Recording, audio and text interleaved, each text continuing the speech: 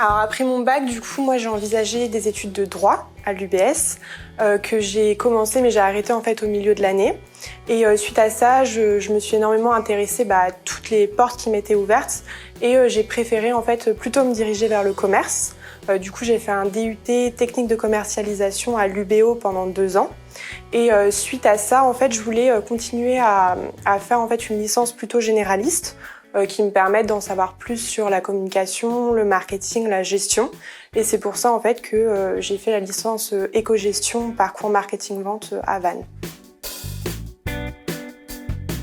En marketing-vente, on va avoir beaucoup de matières avec des calculs comme la logistique, l'analyse financière, la gestion de production.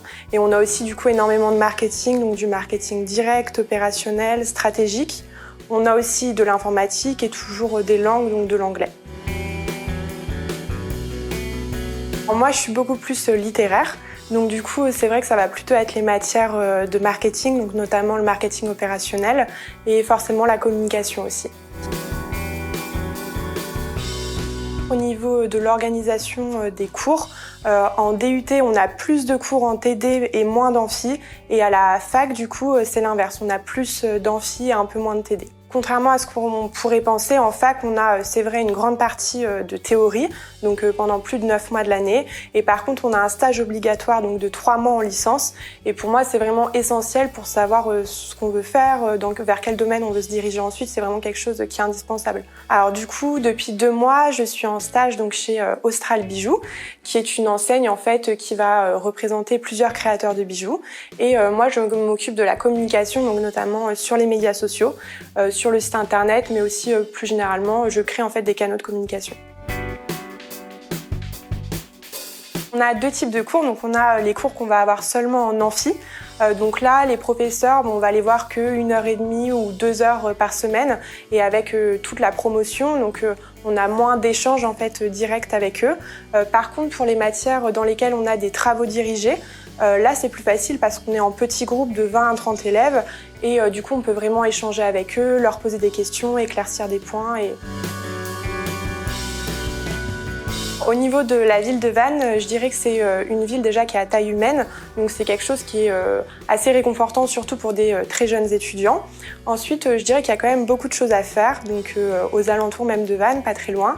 Il y a le quartier historique qui est hyper sympa à visiter, et puis il y a pas mal de petits restaurants, de petits bars aussi qui sont très sympas.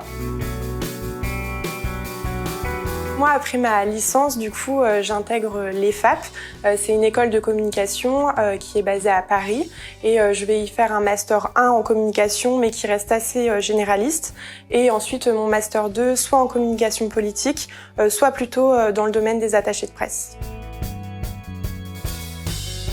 Le conseil que je donnerais aux étudiants, ce serait de leur dire en fait que c'est pas grave de pas savoir tout de suite ce qu'on veut faire.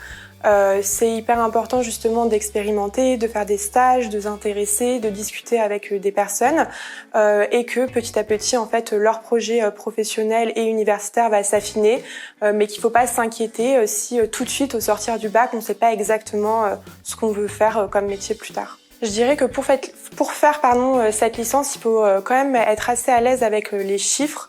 C'est vrai que même dans les matières littéraires comme le marketing, on retrouve en fait une partie de calcul. Donc ça, c'est un point qui est quand même assez important. Après, si je parle plutôt du côté pratique de la chose, moi, quand j'étais au lycée, j'avais l'impression que la fac, c'était seulement des amphithéâtres, qu'on n'était que très peu encadré, alors qu'en fait, dans énormément de matières, on a des TD qui nous permettent justement d'éclaircir des points, d'échanger avec les professeurs. Et voilà, c'est un peu une fausse idée qu'on peut avoir alors que c'est pas du tout le cas.